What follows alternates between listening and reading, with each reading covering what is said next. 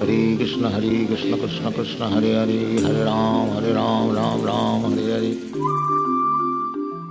Hetim jahyuḥ svarāḍ iva nipāna-khanitram indraḥ.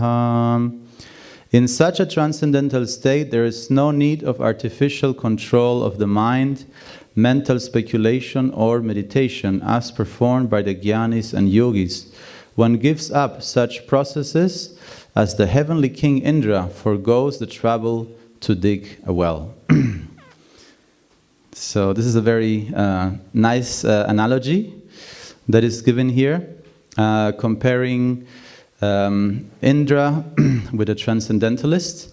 So Indra is of course known as the rain god. So he is in charge of rain and clouds.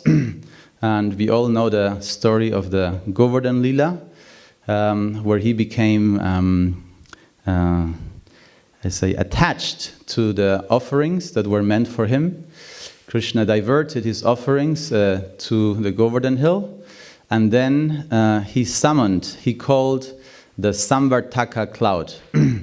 So the Samvartaka clouds are considered to be the most devastating clouds in existence within the universe.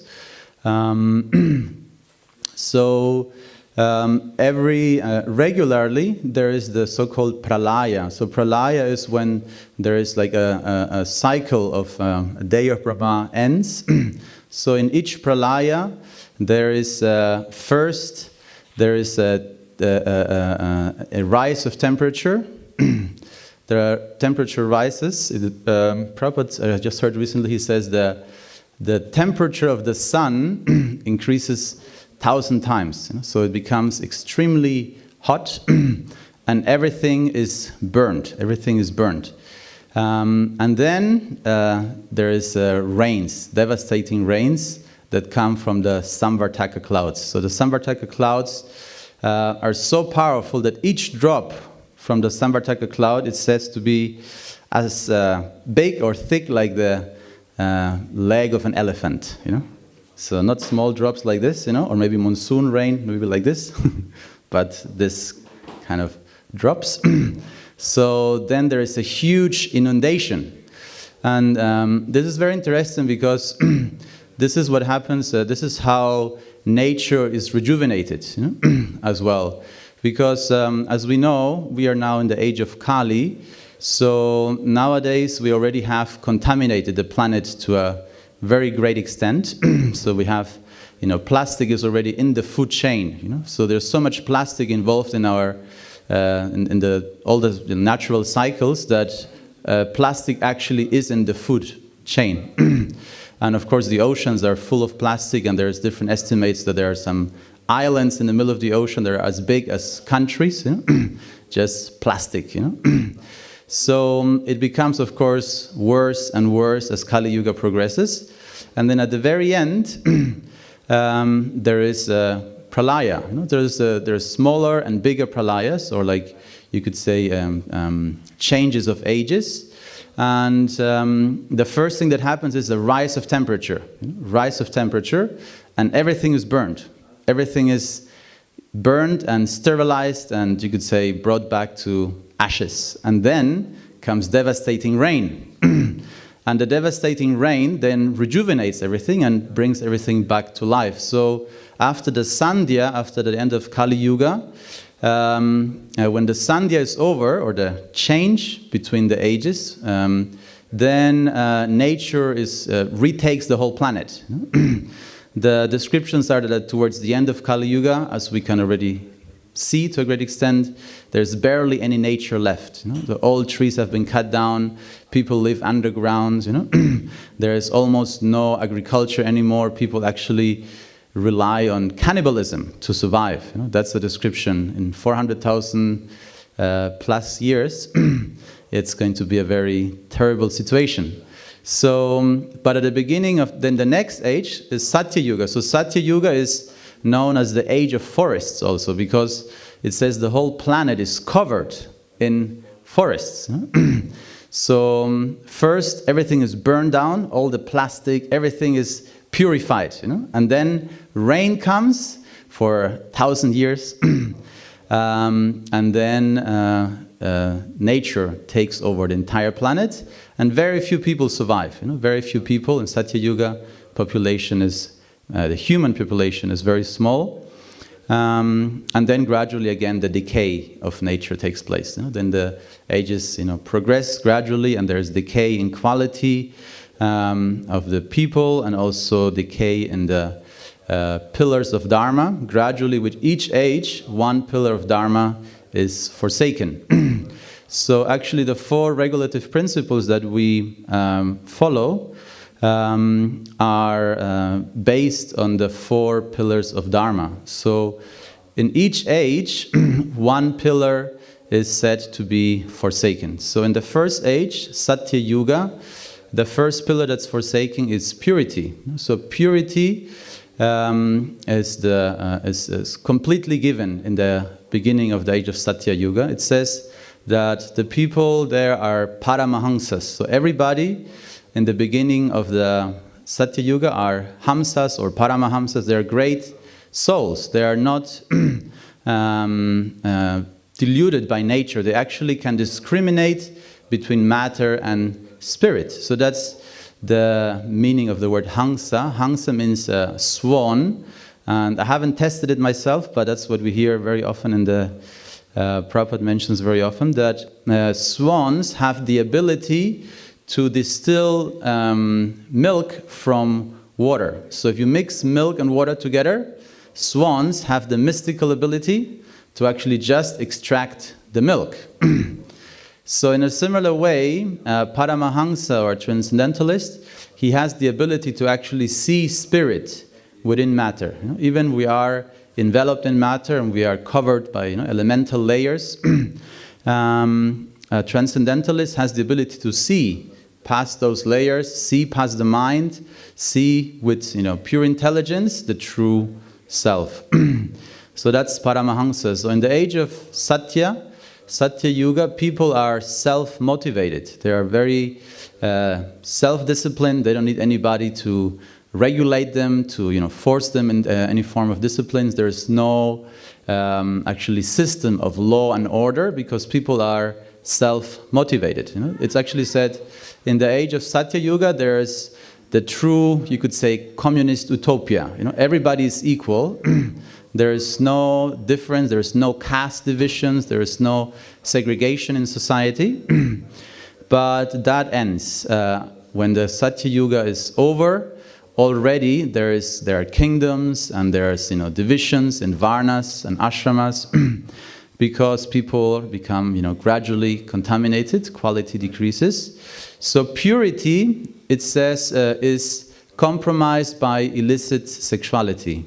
So that's of course the only vice that's really possible in the age of Satya Yuga. It's to some extent similar to the idea of in the Christian theology we have Adam and Eve, who live in a very beautiful, perfect garden, and then at one point they become attracted to each other, and that's how then the material sojourn begins. So very similar in the Satya age.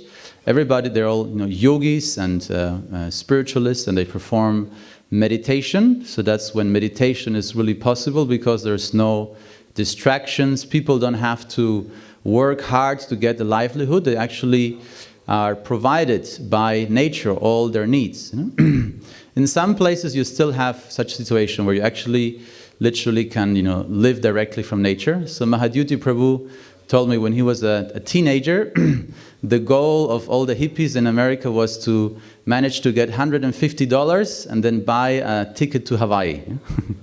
So you buy a ticket to Hawaii, and then from the airport, you don't take a taxi, you just walk. You just walk into the forest, and there's mangoes, avocados, flowers, so everything you need. And he actually did it as well. So he said he lived for many months just in the forest, of Hawaii, just taking the fruits from nature, and fresh, clean water. So Satya Yuga is such a state where people actually don't perform agriculture, and they just are provided by nature. Of course, also nature is much more abundant in the age of Satya Yuga. In the age of Kali Yuga, it says naturally the weeds grow. You know, if you've ever done some gardening, you have the experience. If you want to grow some carrots, it's a big fight against the weeds. And if you don't weed your carrots, you'll never get carrots. You know? So by nature, in the age of Kali, the weeds are predominant. You know? And it's hard work to actually grow beneficial plants. But the description is that in the age of Satya Yuga, actually all kind of beneficial plants naturally, abundantly grow everywhere. Berries, nuts, spinach, fruits, etc. So the only real, you could say, vice that can develop is, illicit sexuality. So that becomes predominant, and by illicit sexuality, naturally also the population increases. So the population then increases, rapidly as the age of Satya Yuga progresses. And then in the age of Treta Yuga, we have a fully established, you could say, a system of governance by Raja Rishis, by powerful, wise kings.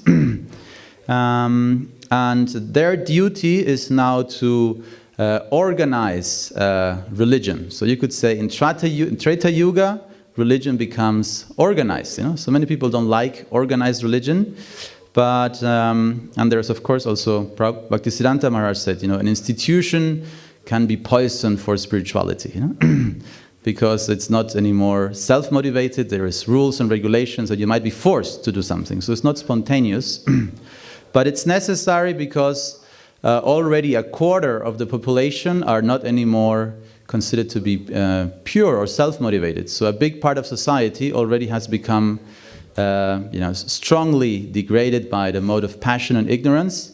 So there needs to be a centralized organization for their upliftment. So that's the duty of the kings. They organize huge yagyas, fire ceremonies. If the yagyas are performed perfectly, then Lord Vishnu personally appears. Lord Vishnu personally graces the assembly and blesses the king, instructs the king. So that's the system in the second age. Singari Bhagavan ki jai. So yeah, that's the system in the second age. There is huge fire ceremonies, and the ceremonies involve everybody. All the different sections of society are involved. So a yagya, or a sacrifice, is considered to be only complete when there is charity also. Charity is a very big part of the yagya. For example, if you have somebody, a priest, perform a yagya for you, you have to give charity to the priest. If you don't give charity to the priest, even he might have done the entire ceremony perfectly, you won't get the benefit unless you give charity to the priest. So every yagya is considered to be only complete with charity. So these yagyas are also big social events. The kings redistribute wealth in society. They give charity in the form of lands, cows, gold, etc. And the vice that develops in the second age is intoxication. So intoxication is the second vice, and intoxication undermines austerity. So the reason why we practice, we abstain from intoxicants is because we want to be able to practice austerity. Austerity, or tapas, means heat or voluntary hardship on the senses, voluntary pains. You voluntarily wake up really early, take a cold shower, fast on certain days, etc. And you can only do that if you have, if you're free of intoxication, because intoxication is, of course, exactly the opposite. When you engage in intoxication, you become addicted. And when you are addicted, you can't control the senses, even if you want to. Sometimes you maybe want to give up an addiction, but you can't.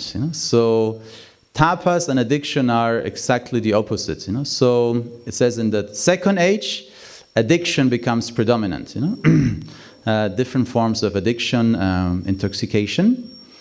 And then we have the third age, The third age is Dvapara.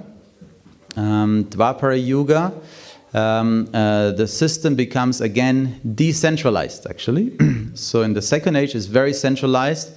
It's the emperor, the Chakravartim, the king of kings, who is in charge of performing the fire ceremonies. In the third age, it's actually again decentralized. The temple worship becomes the predominant mode of worship, and each community or village can construct a temple, and they perform worship in the temple. So in the first age, you connect with the Supreme through meditation. So it's all internal, because actually it is said that deities, a deity can be made of stone, like we have here, Narasimha of stone, or we have Ashtadhatu Sadbhuja Narasingha, made of 8 metals. You can make deities out of wood, like Jagannath deities. You can make deities out of earth also. Like in Bengal, it's very common to make this clay Gornitai deities you can get. Or paint, paintings are also deities. Or it can be in the mind. A deity can also be in the mind. You can meditate on the form of the Lord. So in the second canto, I'm not sure if it already was described or is still coming, there's a description of how the yogi meditates, within the heart. He visualizes first the lotus feet of the Lord, then his thighs, then his knees, then his waist, and gradually he progresses until he sees his face. So that's the form of meditation in the first stage, and that's actually also recommended. When you take darshan of the Lord, you should actually first take darshan of his lotus feet, and then gradually raise towards his face. That's considered to be the proper procedure or sequence. In the second age, the deities or the Lord is mainly represented in the form of yantras. Yantras, yantras? So the Lord here, we have 2 yantras, left and right. At the feet of the Lord we have a yantra. And a yantra is nothing but a bidimensional representation of a mantra. So you might have seen there was this clip going viral on Facebook where they put had a metal table and they put sand on the table, and then with a violin bow they played some melodies on the edge of the table, and then the table vibrates, and then the sand arranges in very beautiful symmetrical shapes, and rearranges depending on the melody. So the yantras are also are you could say these forms or these shapes that you see, different yantras, Narasingha yantra or Krishna yantra. These shapes are acquired by, they have something like a big didgeridoo, like a big long trumpet and a drum at the end. So you chant the mantras, and then the vibration of the mantras makes the sand on this drum arrange in a certain pattern. So the yantras are just a bidimensional representation of a sound vibration. So in the second age, yantras are the main form of worship, and they also build huge sacrificial arenas, which are also very elaborate mathematical geometrical shapes. And then in the third age, the Lord becomes visible in the temple. So then we have vigraha, arka vigraha.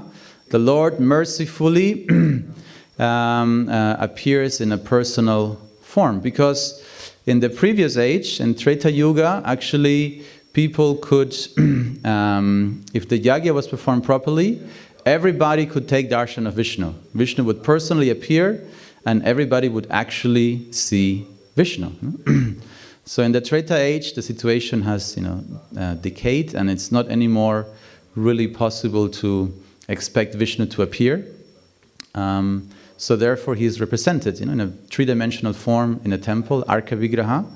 So Arka Vigrahas are not idol worship. Prabhupada mentions a few times that there's a difference between idol worship and Arka Vigraha. Arka Vigraha is considered to be an avatar of Vishnu, an incarnation, an appearance of Vishnu, a manifestation of Vishnu. It's not imaginary form of the Lord, like Prabhupada also says here in the purport. It's not an imaginary form of the Lord. It's actually revealed. In the Stapati Shastras, you have very detailed descriptions about the proportions, and features of the Lord. So there's different divinities have lotus eyes or sesame seed eyes or fish eyes shaped, and the proportions are exactly given. It's a system of proportionism. So for example, if you want to have a deity that it says this size, they don't use measurements, they just use palm leaves. Take a palm leaf, and there's a system of folding those palm leaves. You fold it half, you fold it in a third, in a quarter, and just by a system of folding, you can get the exact proportion of every single part of the body. If you study art, you also learn that the body is made, for example, of 9 heads. So the first head, the left and right, you have the shoulders. Then if you put the head down, you get to your chest. One more head goes to your navel, etc. So our bodies are actually proportionate to each other. So every joint, every part of the body actually is proportionate to each other in some way or other. And there's a system of proportionism. For each deity, there is a prescribed proportionism. So the deities are not invented forms, they're actually prescribed and described in the Shastras how they should be fashioned. So it's not idolatry at all. It's actually a representation of the Lord.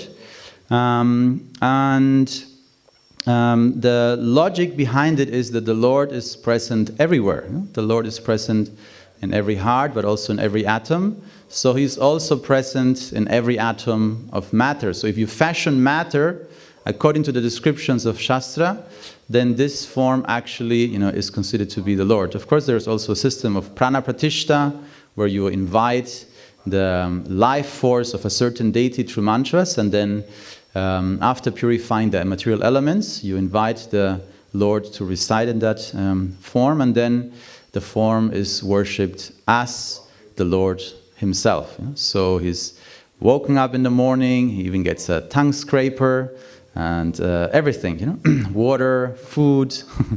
So the Lord gets full attention like a person, and the more we actually perform this worship, or the longer worship is being performed in a temple, it actually it's said through the medium of the deity, the Lord becomes more and more manifest as well.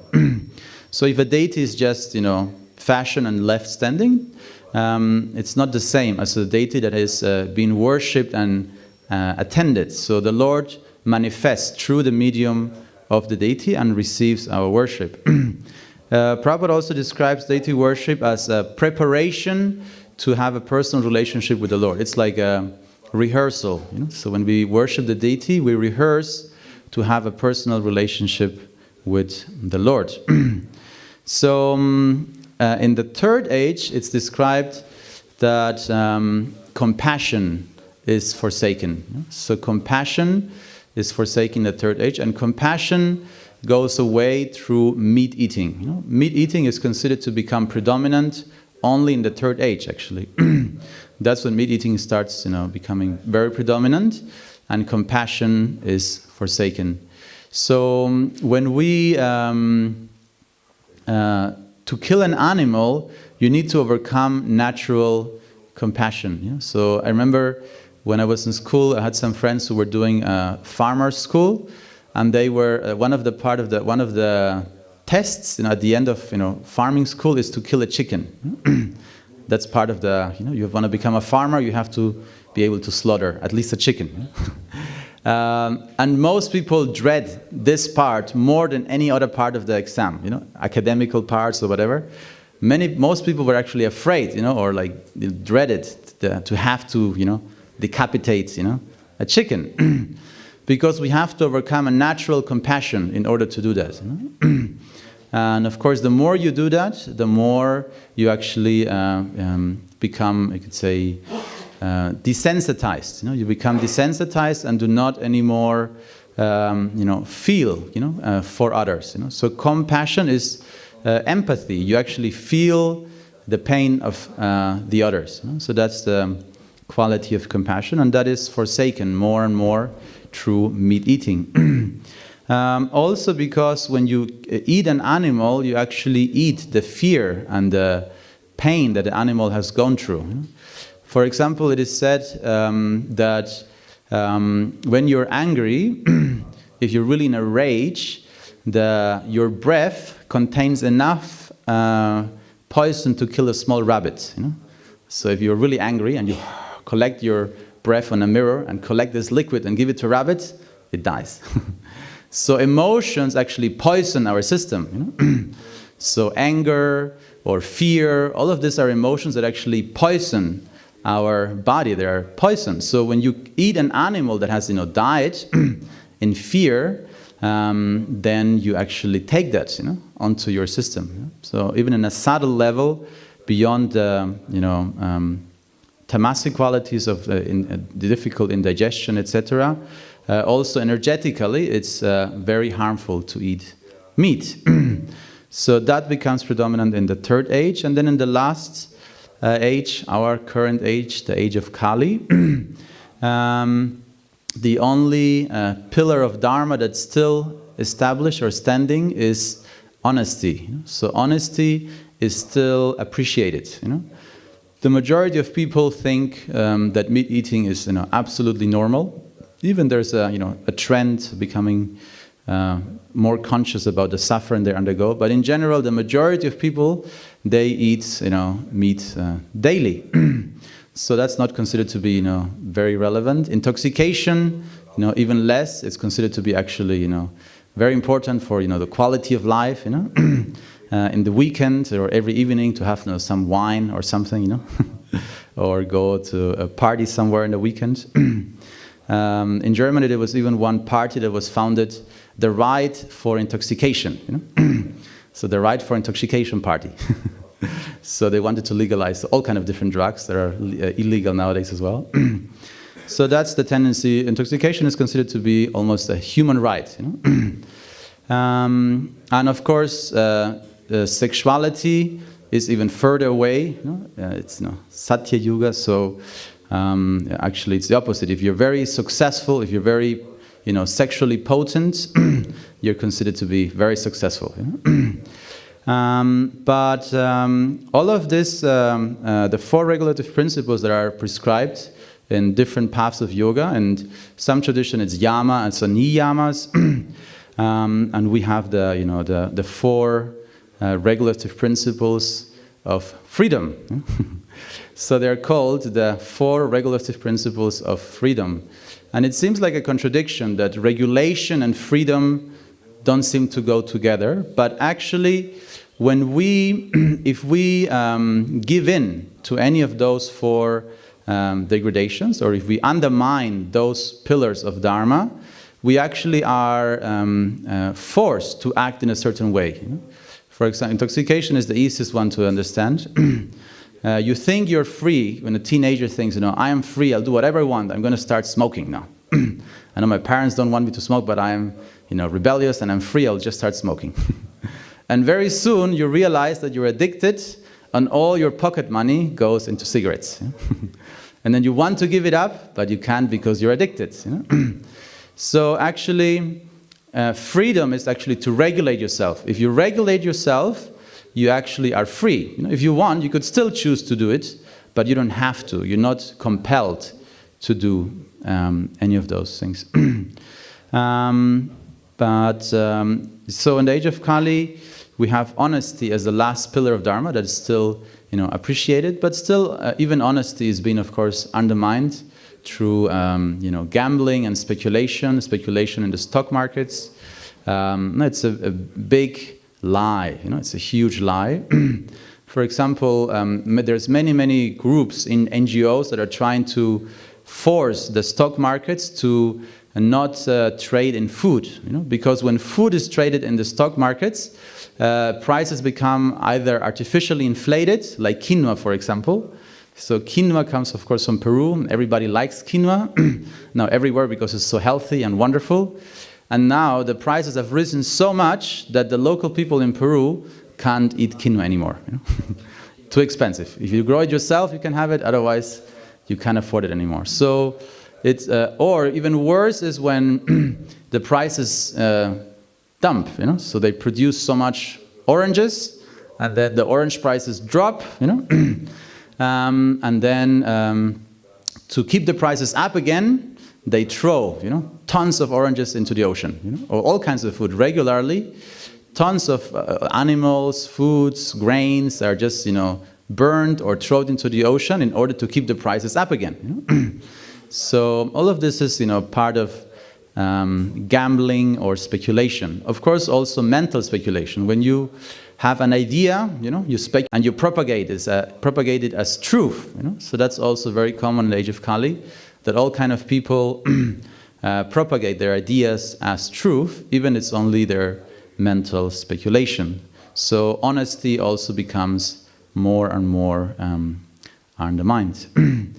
So, and then back to the verse and purport, the analogy was that Lord Indra, being the king of heaven and controller of the element of rain and water, he of course is never in need of water. He doesn't need to dig a well, He doesn't need to dig a well to get water. He can literally, through his mystic powers, manifest as much water as he needs and wants. In a similar way, it said here that somebody who has attained transcendental loving service for the Lord does not need to perform other forms of yoga. So there is like the jnāni yogi. The jnāni yogi is when you actually rely on your intellect. You rely on your intelligence and intellectual ability to figure out what's happening in this world. And this system is called the neti system. You say this not, this not. So by exclusion, gradually we understand what is true. And very often the jnāni reach to the conclusion is Brahma Satya Jagan Nitya. So everything material is temporary, therefore it's false, and only Brahman, spirit, is true. So that's what the jnāni yogi can attain through his own intellectual abilities. And then the yogi, he goes a little bit further. He practices meditation and introspection, and he tries to go past, all kind of mental modifications, observation, pondering, thinking, all the different, very subtle states, of the mind he tries to overcome. Also memory, all memories, because we have so many memories, some scars that are imprinted into our subtle body. So the yogi tries to focus exclusively only on self-awareness, self-realization only, trying to gain, a pure awareness of himself.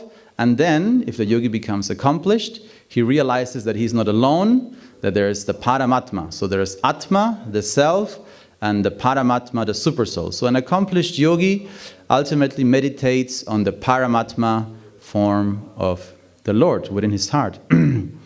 So to understand this better, it's good to mention the story of Dhruva Maharaj. So we know the story of Dhruva. Dhruva, he was a very small boy, 5 years old, and he was discriminated against by his father because he was the son of his second wife. So his first wife had so much control over the king that the king did not dare to actually protect his son. When he was trying to climb on his father's lap, the evil mother, the stepmother said, "You first have to be born through my womb to deserve to sit on that throne." And the king, remained silent. So the young boy Dhruva, he was extremely hurt. He was a prince, so he was very proud. So he was so hurt in his pride. So he went crying to his mother and said, "I need revenge. I want a bigger kingdom than my father. I want to show my father, how it's done. So if he cannot stand for me, and give me a place on his throne, I will get a bigger powerful position than himself." So it was a childish reaction, but he was very determined. He was very determined. So his mother said, "I'm in a very unfortunate condition, and I can't directly help you, but I know that those who attain perfection, they go to the forest." So she was like saying it in general, but he took it straight away as an instruction. So he straight away went into the forest. He didn't wait until he became adult to go into the forest. he straight away, escaped the palace and went into the forest. And there he met Narada Muni. So Narada Muni said, what are you doing here? You're a young prince, you're delicate, go back to the palace. This is a dangerous place, there's, voracious animals here. Go back to the palace. And Dhruva was still in his rage, very determined. He said, my dear sage, if you don't have any better advice for me, please step out of my way. I have something big to accomplish. So Narada Muni was impressed with his determination and said, okay, I will teach you then. So Narada Muni taught him how to survive in the forest. If you read the book, The Journey Home from Ranad Maharaj, he also explains there how when he arrived as a 17-year-old boy in Rishikesh, he met some yogis who took him into the jungle and showed him, so you can use this twig to brush your teeth, these leaves are very good when you have a cold, and you can use different berries to eat. Those berries you should not eat, they're poisonous, etc. So he got a crash course on surviving as a yogi in the Himalayan mountains. So very similar. At that time, Dhruva Maharaj was actually in Madhuvan, in Vrindavan. So back then it was big jungle only. Nowadays there's more high-rises than trees, unfortunately, in Vrindavan. But so he entered into that forest and practiced the system of yoga and pranayama, meditation, accompanied by the mantra, the 12-syllable mantra, the Dvadasha mantra, the 12-syllable mantra. Om Namo Bhagavate Vasudevaya. So that's the mantra Dhruva Maharaj received from Narada Muni.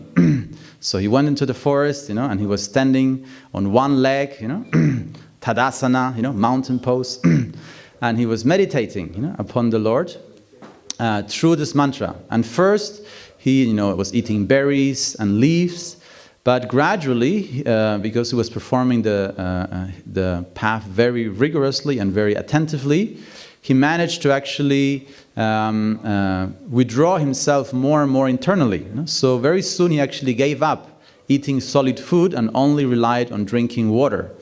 And then he even stopped drinking water and only focused on prana.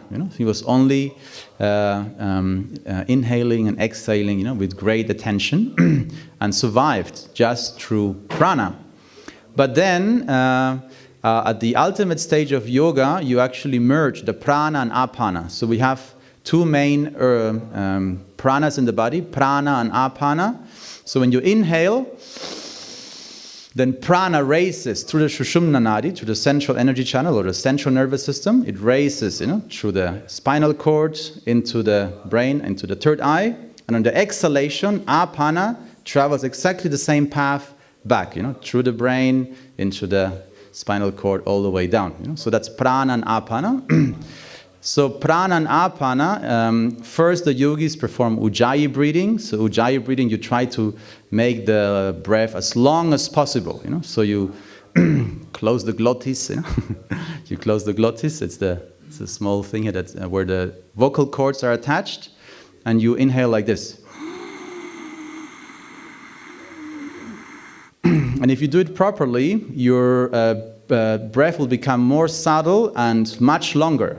Like straight away, if you do it right, you can breathe in for double length. So yogis perform that, and you extend your breath more and more. I can give you a worship later if you want. But the idea is that when you do ujjayi breathing, when you extend your breath, you actually gain lifetime. According to the Vedas, we are born not with a certain amount of time, depending on our karma, but at a certain amount of breaths. So karmically, depending on your previous karma, you're born in a body, and you are allotted a certain amount of breaths, a fixed number of breaths, and it's up to you how fast you use them up. So if you don't know how to breathe, and breathe very shallowly, you actually die sooner. If you have a deep breath, you actually can extend your lifespan. That's the idea behind ujjayi breathing. So Dhruva Maharaj didn't need that much time, but he he managed to actually merge the prana and apana. So first you make the distinction between inhaling and exhaling should become equal in length and equal in sound. And then it becomes more subtle and more subtle and more subtle to the point where you actually neutralize these two energies. Prana and apana become neutralized. And when you have attained that, very difficult stage, then you actually see completely past, any subtle impurities. You can see the true self. Another explanation that Prabhupada gives, and this is in the second chapter of Bhagavad Gita, where he talks about, there's a description of the 5 vayus. So we, the soul, it's a verse from the Upanishad Prabhupada cites, is the soul, Atma, is actually in a subtle cage. There's Prana and Apana, and there's also 3 other vayus, airs that circulate in our body, and they are like a subtle cage, actually. They cage. There's like a cage that surrounds Atma, is described there. So when you practice pranayama and you neutralize prana and apana, you break that subtle cage, and Atma finally can escape the most subtle material connection. So, Dhruva Maharaj managed to accomplish that in just half a year. In just half a year, he gradually stopped eating, stopped drinking, and then merged the prana and apana. And then he saw the Lord within his heart. Then he saw, that's the accomplishment of the yogi. He saw the Paramatma, he saw within his heart. And he was, in bliss, and he was so happy to have darshan of the Lord within his heart. It's similar to when we step in front of the deity and we, offer prayers. So it is, we are seeing the Lord, but we don't have yet a personal relationship or exchange. So in a similar way, he got darshan of, Paramatma or Antaryami, and then the vision disappeared. So he was, confused, opened his eyes, and then suddenly the same vision that he had in his heart became manifest in front of him as Prishnigarbha, a very beautiful, unique form of Lord Vishnu. Prishnigarbha was manifested directly in front of him. But then something changed dramatically, Before that, everything was fine. He was just taking darshan, he was so happy. But when the Lord was present in front of him, he became completely confused, All his senses, became confused. He couldn't talk, he was choking, he was shivering, and he didn't know how exactly what to do, because there's a big difference between the neutral Paramatma realization and a personal realization in personal devotion, Bhagavan. So he was, overwhelmed by the appearance of Bhagavan directly in front of him, personally. So Vishnu touched him with his conch shell, He touched him with his conch shell, and as soon as he was touched by the conch shell, all this confusion went away, and he started offering very beautiful prayers. And then he said, I was looking for broken glass, meaning, he wanted to have a bigger kingdom than his father. But instead, I have received now a diamond. So just seeing the Lord, just having, a glimpse of the Lord, a direct contact with the Lord, made him immediately, straight away, give up any attachment, any greed, any anger, any resentment he had towards his father, any material accomplishments he wanted to gain in order to, revenge himself from his father. Everything was gone. He was aiming for nothing less than actually the position of Brahma, because at that point Uttanapada, he was actually the Chakravartin of the whole world, and the only really higher position was Brahma, because Uttanapada, I think, was the grandson of Brahma or the son of Brahma. So he was actually aiming to basically control the universe. But as soon as he saw the Lord, all of that seemed like broken glass, and he only wanted to serve the Lord. So he said, Daso Smi, I am your servant. I am your servant. That's all I want. I only want devotional service. I don't want anything else. But it's a good lesson from this story. The Lord said, yes, but because you desired such an exalted position, you now have to get it. So the Lord first made him the Chakravartim, so he ruled, it says, for 36,000 years. And then he was established as the ruler of Dhruvaloka, or the pole star, or the North Star.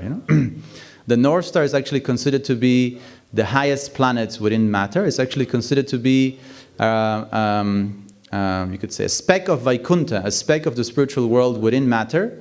And that's why it's the fixed star. If you look at the night sky, all the stars revolve around the North Star. It's the only fixed star. And according to the Vedic description, this pole star is where Dhruva Maharaj resides, and it's actually already a spiritual planet within the material world. Therefore, it's important to be careful what we desire, because the Lord might fulfill it. Sometimes He will not fulfill silly desires that we have, but very often, I've experienced it myself in my life. You have to be careful what you desire, because the Lord will fulfill it, and then maybe you don't want it anymore, but now you have to deal with it.